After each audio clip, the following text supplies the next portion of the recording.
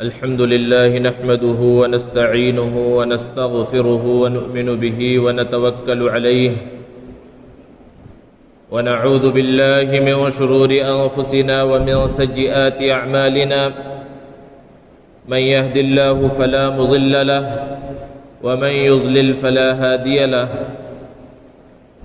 ونشهد أن لا إله إلا الله وحده لا شريك له ونشهد أن سيدنا ومولانا محمدًا عبده ورسوله صلى الله تعالى عليه وعلى آله وأصحابه وبارك وسلم تسليمًا كثيرًا أما بعد فأعوذ بالله من الشيطان الرجيم بسم الله الرحمن الرحيم أقيموا الصلاة وآتوا الزكاة وأقرضوا الله قرضا حسنا وما تقدموا لأنفسكم من خير تجدوه عند الله هو خيرا وأعظم أجرا واستغفروا الله إن الله غفور رحيم. وقال رسول الله صلى الله عليه وسلم إذا مات الإنسان انقطع عنه عمله إلا من ثلاثة إلا من صدقة جارية أو علم ينتفع به أو ولد صالح يدعو له أو كما قال عليه الصلاة والسلام. معزز سامعین کرام، بزرگوں اور دوستوں، اسلام میں جہاں عبادت اور بندگی کی بہت زیادہ اہمیت ہے، نماز روزے کی بہت زیادہ اہمیت ہے، وہیں اللہ کے راستے میں مال خرچ کرنے کی، انفاق فی سبیل اللہ کی بھی بہت زیادہ اہمیت ہے. اسی لیے اللہ تعالیٰ نے قرآن مجید کے اندر انداز بدل کر، اسلوب بدل کر انفاق فی سبیل اللہ کا حکم دیا، اللہ کی راہ میں مال خرچ کرنے کا حکم دیا، زکوٰۃ کا حکم آیا ہے، صدقہ فطر کا حکم آیا، نفلی صدقات کا حکم آیا، بلکہ اتنی زیادہ اہمیت ہے اللہ کے راستے میں خرچ کرنے کی، یتیموں، مسکینوں اور غریبوں پر خرچ کرنے کی، کہ اللہ تعالیٰ نے جب انسان سے کچھ غلطی ہو جائے اور اس غلطی کا کفارہ ادا کرنا ہو تو کفارے میں اللہ تبارک و تعالیٰ نے مال کو خرچ کرنا بھی رکھ دیا. جیسے کہ کوئی انسان قسم کھائے اور پھر قسم کو پورا نہ کر سکے تو اسے حکم ہے کہ وہ 10 مسکینوں کو کھانا کھلائے. اسی طرح کسی نے روزہ رکھا، رمضان کا روزہ، اور بغیر کسی عذر کے رمضان کے روزے کو توڑ دیا تو اس کا کفارہ یہ ہے کہ مسلسل 60 روزے رکھے، اور روزے نہیں رکھ سکتا تو پھر 60 مسکینوں کو کھانا کھلائے. تو گویا کہ یہ بات سمجھ میں آتی ہے کہ اللہ تعالیٰ نے مسکینوں کو کھلانے اور اللہ کی راہ میں خرچ کرنے کو روزوں کے برابر قرار دے دیا ہے. اللہ تعالیٰ نے قرآن میں بیان فرمایا اقیموا الصلاة وآتوا الزکاة وأقرضوا اللہ قرضا حسنا، کہ نماز قائم کرو، زکوٰۃ دو اور اللہ کو قرض حسنہ دو. اللہ تعالیٰ اس آیت میں بندوں سے قرض مانگ رہے ہیں. بھلا اللہ تعالیٰ کو قرض کی کیا ضرورت ہے؟ وہ زمین و آسمان کے خزانے کا مالک ہے، وہ ساری کائنات کا مالک ہے. تو اللہ تعالیٰ فرما رہے ہیں کہ میں جو یہ قرض مانگ رہا ہوں میرے اپنے واسطے نہیں ہے، بلکہ میرے نادار بندوں کے واسطے، میرے غریب بندوں کے واسطے، میرے محتاج بندوں کے واسطے ہے. تم ان کے پاس جمع کرا دو، تجدوہ عند اللہ، اور کل قیامت کے دن اللہ کے پاس سے لے لینا، اور پھر اللہ جب واپس کرے گا تو اپنی شان کے اعتبار سے کتنا واپس کرے گا اس کا اندازہ اور تصور نہیں کیا جا سکتا. اسی طرح اللہ تعالیٰ نے فرمایا یا ایھا الذین آمنوا انفقوا مما رزقناکم، اے ایمان والو جو ہم نے تمہیں دیا ہے اس میں سے خرچ کرتے رہا کرو. اسی طرح فرمایا یا ایھا الذین آمنوا انفقوا من طیبات ما کسبتم، کہ ایمان والو تم جو پاکیزہ اور حلال روزی کما رہے ہو اس میں سے تم اللہ کے راہ میں خرچ کرو. اور پھر صحابہ نے اللہ کے رسول صلی اللہ علیہ وسلم سے ایک مرتبہ سوال کیا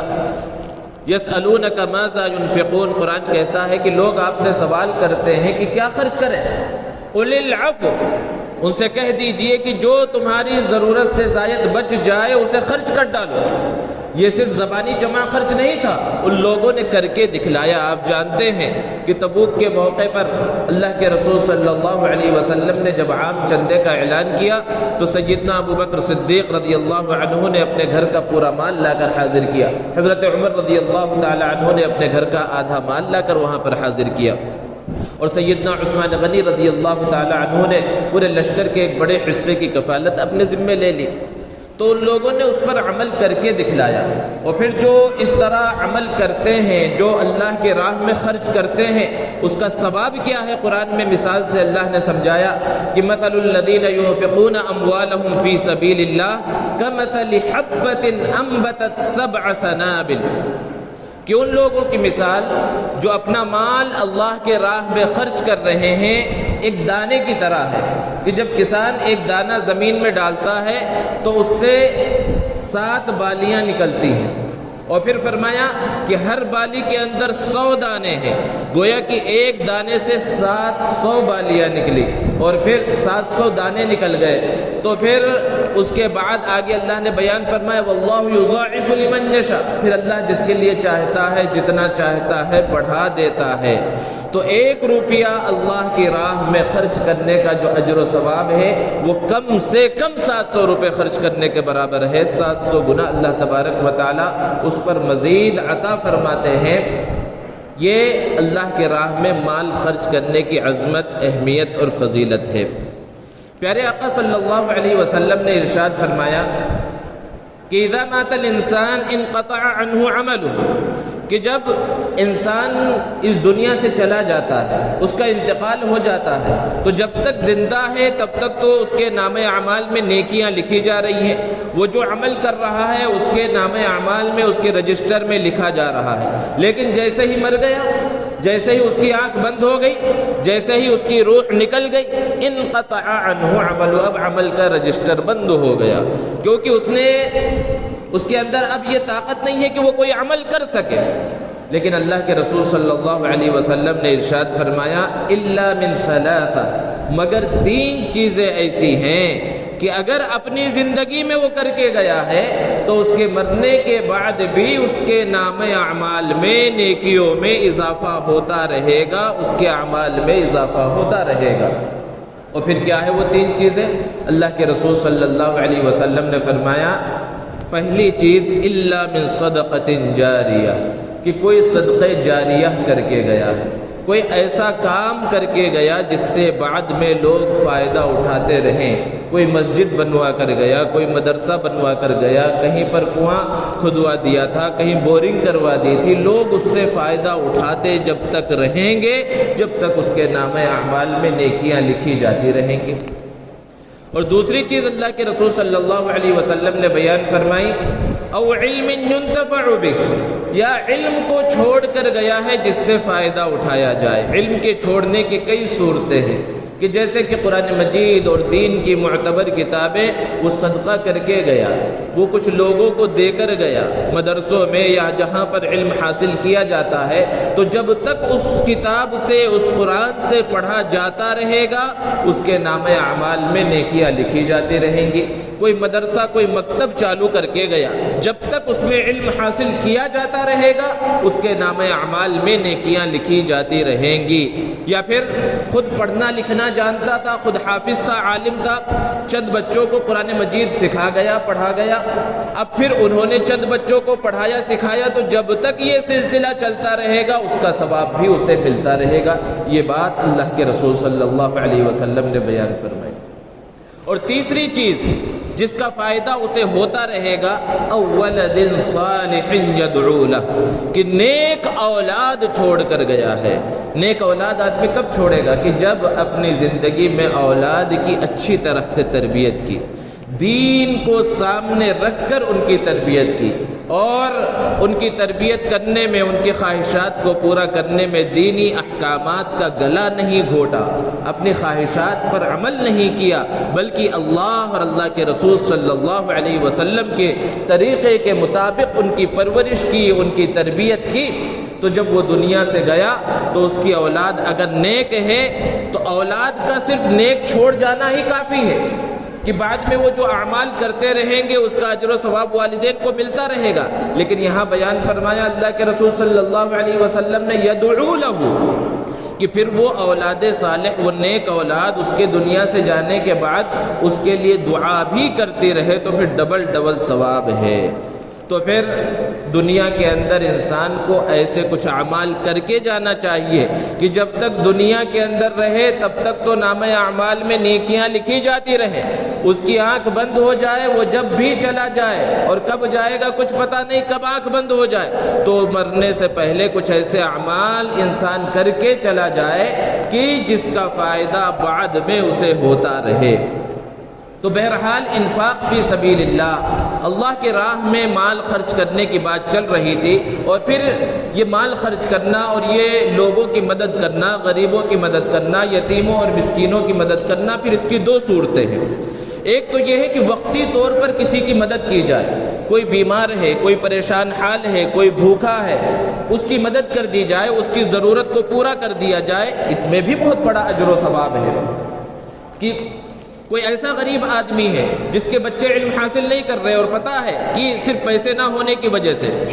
فیس ادا نہ کرنے کی وجہ سے، یونیفارم چونکہ خرید نہیں سکتے ہیں، اس وجہ سے یہ اسکول اور مدرسہ نہیں جا رہے ہیں، تو پھر ان کی فیس ادا کر رہا ہے۔ تو یہ چیزیں ہیں بظاہر وقتی نظر آ رہی ہیں، اس کا بھی بہت بڑا اجر و ثواب ہے۔ لیکن کچھ انفاق ایسے ہیں، کچھ صدقہ خیرات ایسے ہیں جسے صدقہ جاریہ کہا جاتا ہے، کہ ایسی چیزیں صدقہ کر کے گیا کہ لمبے زمانے تک، لمبے عرصے تک اس سے فائدہ اٹھایا جائے، اس کا اجر و ثواب اور زیادہ ہے۔ کوئی ایسی چیز بنا کر گیا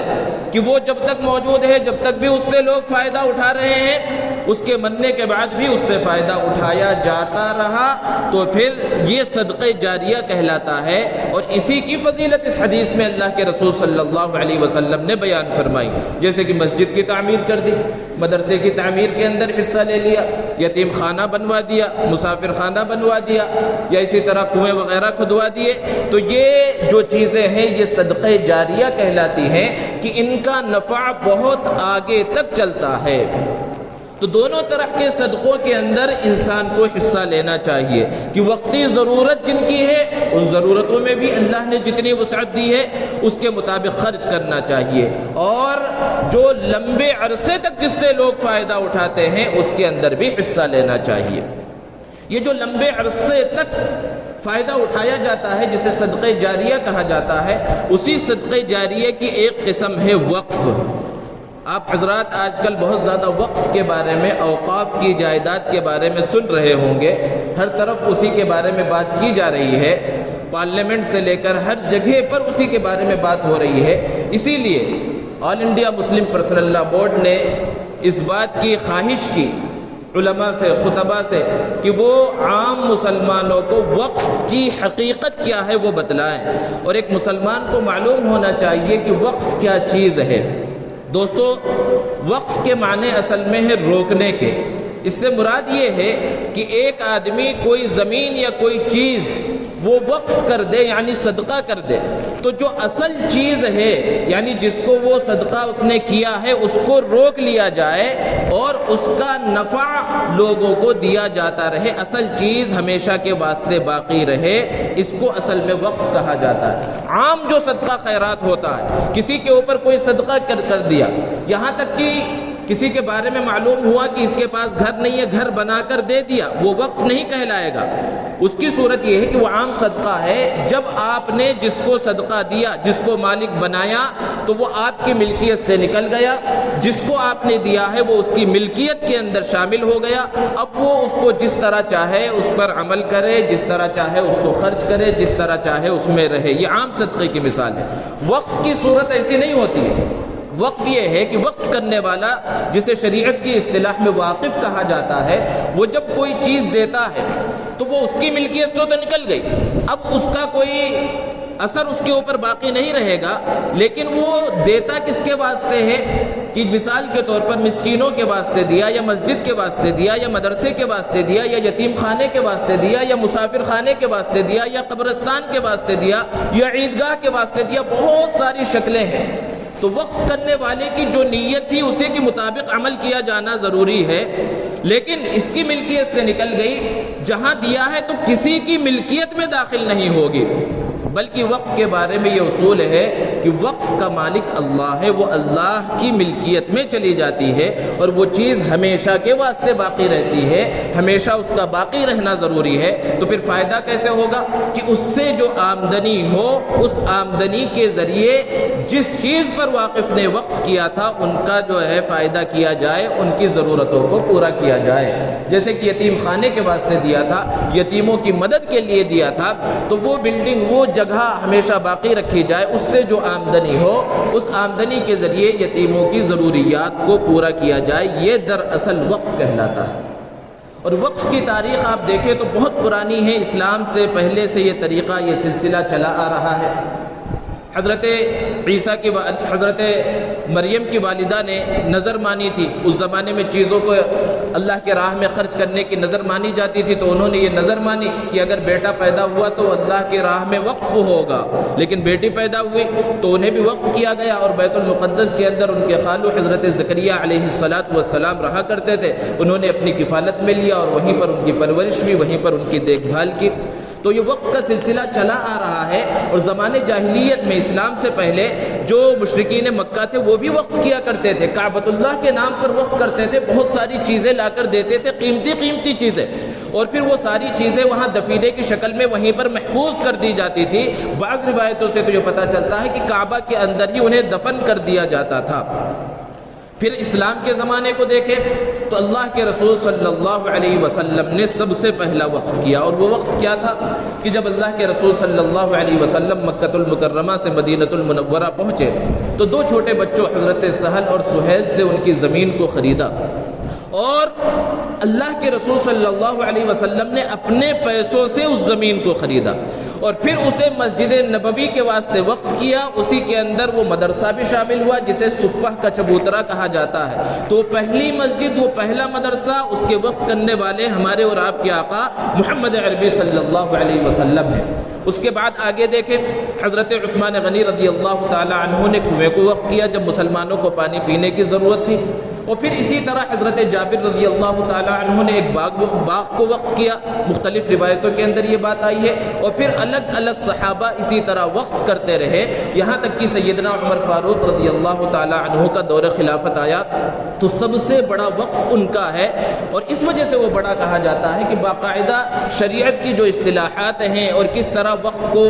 رکھا جائے گا، کس طرح اس سے آمدنی حاصل کی جائے گی، ان تفصیلات کے ساتھ حضرت عمر رضی اللہ تعالی عنہ نے وقف کیا۔ اور پھر اس زمانے سے لے کر اب تک 1450 سال کا زمانہ گزر چکا ہے، مسلمان، عام مسلمان اور اسی طرح حکمراں مسلمان الگ الگ مقامات پر مختلف چیزیں وقف کرتے رہے، اور ایسی چیزیں بھی بعض وہ بنا کر چلے گئے کہ ان سے مستقل آمدنی ہوتی رہتی ہے۔ صرف ہندوستان کی تاریخ دیکھیں تو تقریباً 1000 سال تک مسلمان اس ملک کے اوپر حاکم رہے، اور پھر انگریزوں کے آنے کے بعد بھی الگ الگ علاقوں میں مسلمان وہاں پر حکمراں موجود تھے۔ 1000 سالہ تاریخ میں اگرچہ انہوں نے دعوت پر اتنی زیادہ توجہ نہیں دی، لیکن وقف پر انہوں نے بہت زیادہ توجہ دی، ہزاروں ایکڑ زمینیں انہوں نے وقف کی، بہت سارے علاقوں کے اندر ایسی چیزیں، ایسی عمارتیں بنوائیں کہ اب تک وہ چیزیں موجود ہیں، اور ہندوستان ان چیزوں سے پہچانا جاتا ہے، یہ مسلمان حکمرانوں کی دین ہے۔ اور اس کے علاوہ ہندوستان کے اندر جو اوقاف کی زمین ہے اس کا اندازہ اور تصور نہیں کیا جا سکتا، یعنی کروڑوں اربوں کی زمین ہے، اور ہزاروں ایکڑ زمین ہر ریاست کے اندر موجود ہے، اور وہ جو وقف کی گئی ہیں کہیں مسجدوں کے نام پر، کہیں مدرسوں کے نام پر، کہیں یتیم خانوں کے نام پر، کہیں درگاہوں کے نام پر، کہیں قبرستانوں کے نام پر، کہیں عیدگاہوں کے نام پر، الگ الگ انداز میں وقف ہوا ہے۔ لیکن وہ جتنی زمینیں وقف کی گئی، اگر آج ان کا اندازہ لگایا جائے اور اس کے کاغذات موجود ہیں تو 50% سے زائد پر دوسروں کا قبضہ ہو چکا ہے. یا تو وہاں پر دوسری عمارتیں بن گئی، دوسرے لوگوں نے قبضہ کر لیا، بلکہ بہت ساری وہ زمینیں ہیں اوقاف کی جہاں پر حکومت کی اپنی عمارتیں، ان کی آفسیں وغیرہ بن گئی ہیں. یہ ہندوستان کی وقف کی تاریخ ہے. جبکہ شریعت کا حکم اس سلسلے میں کیا ہے کہ واقف جس نے وقف کیا، جس نیت سے وقف کیا، اس کی نیت کے مطابق اس پر عمل کرنا ضروری ہے. اور وہ وقف شدہ زمین وہ ملکیت ہوتی ہے اللہ کی، اور وقف کا جو متولی ہوتا ہے وہ صرف اس کا نگران ہوتا ہے، اس کا ذمہ دار ہوتا ہے، اس کا دیکھ بھال کرنے والا ہوتا ہے. وہ اپنی مرضی سے جسے چاہے بیچ دے، جسے چاہے گفٹ کے یا ہدیے کے طور پر دے دے، اس کی اجازت اسے بھی نہیں ہوتی. یہ وقف کی حقیقت ہے. اب ہندوستان کے اندر اتنی زمین وقف کی ہے کہ اگر صرف ان زمینوں پر یا اوقاف کی جتنی جائیدادیں ہیں اس کو صحیح طرح سے اگر استعمال کیا جائے اور اس کی صحیح آمدنی آئے اور وہ مسلمانوں کی معاش پر، مسلمانوں کی تعلیم پر اگر خرچ ہو، تو یہ مسلمان جو قسم پرسی کی حالت میں نظر آ رہا ہے اور ہمیشہ اسے حکومت کے سامنے اپنا ہاتھ پھیلانا پڑتا ہے، ان سب چیزوں کی کبھی ضرورت نہ پڑے اگر وقف شدہ زمینوں اور وقف کی پراپرٹی اور وقف کی جائیدادوں کو صحیح انداز میں استعمال کیا جائے. لیکن اس میں جہاں اپنوں کی غلطیاں ہیں کہ اگر کسی ریاست کے اندر کبھی کوئی ایسا آفیسر آ جاتا ہے جو چاہتا بھی ہے کہ صحیح انداز میں وقف کی زمین کو استعمال کیا جائے، وقف کی جائیداد کو استعمال کیا جائے اور اس کے اندر کوئی گھپلہ بازی نہ ہو، کوئی کرپشن نہ ہو، تو اسے دبا دیا جاتا ہے، کچھ الزامات لگا کر اسے اس عہدے سے برخاست کر دیا جاتا ہے. یہ ہندوستان کی تاریخ ہے. اس وقت یہ بیان کرنے کا مقصد یہ ہے کہ یہ وقت کی جو تاریخ ہے، پھر اس کے بعد ہندوستان آزاد ہوتا ہے، تو ہندوستان کے آزاد ہونے کے بعد بھی وقف کے سلسلے میں باضابطہ کوئی قانون نہیں تھا، بلکہ 1923 میں مسلم ایکٹ جو تھا اسی کے مطابق عمل کیا جا رہا تھا. سب سے پہلے 1954 میں پارلیمنٹ کے اندر وقف کی زمینوں، وقف کی جائیداد کے سلسلے میں بل پیش کیا گیا، لیکن اس کے اندر جو باتیں پیش کی گئی وہ وقف کے تحفظ کے لیے اور اوقاف کی جو زمینیں ہیں ان کی تحفظ کے لیے کافی نہیں تھی. لیکن اسی طرح سلسلہ چلتا رہا. پھر 1984 کے اندر اور ایک مرتبہ پارلیمنٹ کے اندر وقف کی زمینوں کے تحفظ کے سلسلے میں بل پیش کیا گیا. اس کے اندر کچھ تحفظات ملے، لیکن وہ بھی وقف کی زمینوں کے 100% تحفظ کے لیے کافی نہیں تھے. پھر اس کے بعد 1995 میں ایک بل پیش کیا گیا. پھر آخر میں 2010 میں جمعہ کا دن تھا، پارلیمنٹ کے اندر پارلیمنٹ سیشن چل رہا تھا. جمعہ کے آخری اوقات میں بغیر کسی، جس طرح بحث ہوتی ہے پارلیمنٹ میں، اس طرح کی بحث کے بغیر آنن فانن ایک بل پیش کیا گیا 2010 کے اندر، اور وہ بل ایسا تھا جس سے وقف کے تحفظات پر بہت زیادہ ضرب پڑتی تھی، وقف کی املاک کو بہت زیادہ نقصان ہو سکتا تھا. تو اس کے بعد جو قائدین ہیں، علماء ہیں، آل انڈیا مسلم پرسنل لا بورڈ کے جو ذمہ داران ہیں، انہوں نے مل بیٹھ کر اس پر بہت کوشش کی اور بالآخر 2013 کے اندر ایک بل دوبارہ قائدین کے، علماء کی محنتوں اور کاوشوں سے دوبارہ پیش کیا گیا پارلیمنٹ کے اندر، اور پارلیمنٹ میں وہ بل 2013 کے اندر پاس ہوا. اور وہی بل ہے جس سے بہت زیادہ تحفظات وقف کو، اوقاف کی زمین کو اور اوقاف کی جائیداد کو حاصل ہوئے. اب اس پر اس وقت سے لے کر 11 سال کا یہ عرصہ گزر چکا. 10 سال یہ موجودہ حکومت ہے اور اس سے پہلے 1 سال کی وہ حکومت تھی. اسی طرح یہ سلسلہ چلتا رہا. بہرحال اپنوں کی غلطیوں کی وجہ سے وقف میں خود دبرد ہوتا رہا، لیکن قانونی اعتبار سے وقف کو ایک تحفظ حاصل تھا. لیکن گزشتہ 10-15 دن پہلے سے یہ بات گردش کرنے لگی، خبر میں آنے لگی کہ یہ موجودہ حکومت پارلیمنٹ کے اندر ایک نیا بل پیش کرنے والی ہے وقف کے تحفظ کے سلسلے میں، کہ 2013 کے اندر جو قانون وقف کے سلسلے میں بنا تھا اس کے اندر 40 ترمیم کی جائیں گی، یعنی 40 تبدیلیاں کی جائیں گی، کہ اگر وہ بل پاس ہو جاتا ہے تو وقف کا تحفظ، جس کے اندر ابھی تک بھی مکمل تحفظ نہیں ہے، وقف کا تحفظ بالکل بھی نہیں ہو سکے گا، اوقاف کی زمین کی حفاظت بالکل بھی نہیں ہو سکے گی اگر وہ بل پارلیمنٹ میں پاس ہو جاتا ہے. اور کل یعنی گزشتہ جمعرات کو 8 تاریخ کو وہ بل پارلیمنٹ کے اندر پیش کیا گیا. لیکن آپ دیکھیے کہ جب اپوزیشن مضبوط ہوتی ہے تو آنن فانن کوئی بل پاس نہیں ہو پاتا. اپوزیشن کے مضبوط آواز اٹھانے کی وجہ سے اور مسلم ممبران پارلیمنٹ کے مضبوط آواز اٹھانے کی وجہ سے کل وہ بل پارلیمنٹ میں پیش ہوا لیکن وہ پاس نہیں ہو سکا. لیکن ایسا نہیں ہے کہ خطرہ ٹل گیا، بلکہ اس بل کو جوائنٹ پارلیمنٹ کمیٹی کے پاس بھیج دیا گیا ہے، یعنی راجیہ سبھا اور لوک سبھا دونوں کے ممبران کے سامنے وہ دوبارہ کسی تاریخ میں پیش کیا جائے گا اور پھر اس کے اوپر فیصلہ ہوگا. اس بل کے اندر بہت ساری چیزیں ہیں، جس میں سے ایک تو یہ بات سمجھنے کی ہے کہ وقف کا جو ابھی مسئلہ بیان کیا گیا یہ خالص اسلامی مسئلہ ہے، اور خالص اسلامی مسئلے میں ذمہ دار کون ہوتا ہے؟ ایک مسلمان ذمہ دار ہوتا ہے. تو یہاں پر ہندوستان کے اندر جو عیسائی ہیں ان کا بھی وقف ہے، ہمارے برادران وطن ہیں ان کا بھی وقف ہے، اور اس میں باقاعدہ قانون میں لکھا ہوا ہے کہ اس وقف کا ذمہ دار اسی مذہب والا بنے گا. لیکن گزشتہ چند سالوں چند مہینوں سے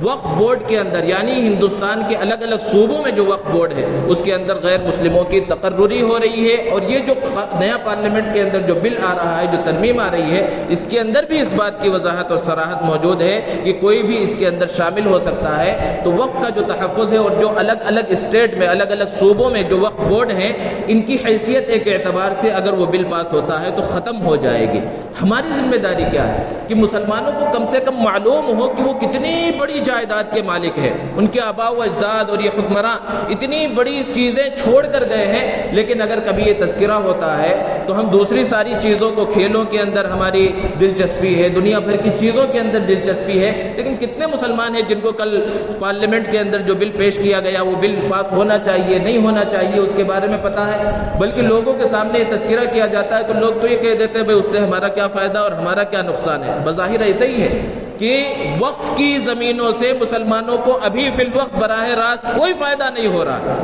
لیکن امید نہیں چھوڑنی چاہیے. اللہ کی ذات سے امید رکھنا چاہیے کہ کوئی ایسا آفیسر، کوئی ایسا ذمہ دار آئے جو صحیح انداز میں اوقاف کی جائیداد کا تحفظ کرے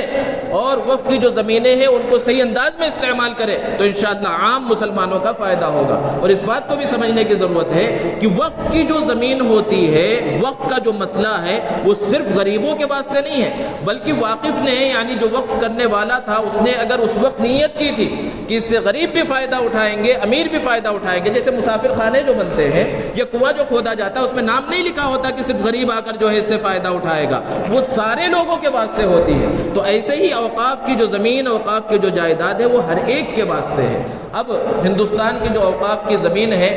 اتنی قیمتی زمینیں ہیں جہاں پر بہت بڑے بڑے ہوٹل، بہت بڑے بڑے لوگوں کی بلڈنگیں بن گئی ہیں. کوڑیوں کے بھاؤ وہ زمینیں بیچی گئی، وہ اپنوں کی غلطیاں اور دوسروں کی مکاریوں کی وجہ سے.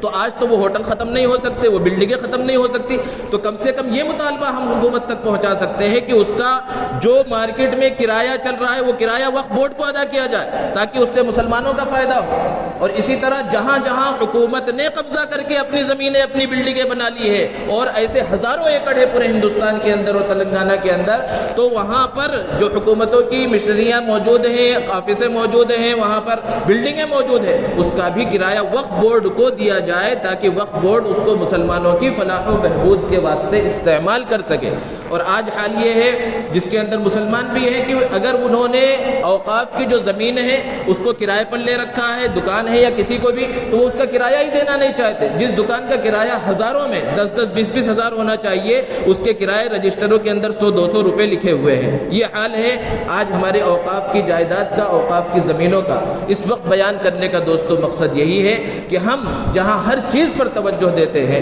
ہندوستان کی جو اوقاف کی جو زمین ہے اس کا بھی ہمارے دل کے اندر احساس ہونا چاہیے، اس کے تحفظ کا احساس ہونا چاہیے. اللہ رب العزت ان اوقاف کی زمین کی اور جائیدادوں کی حفاظت فرمائے اور اس سے مسلمانوں کی فلاح و بہبود ہو، ایسا کوئی ذریعہ متعین فرمائے. وآخر دعوانا الحمدللہ رب العالمین.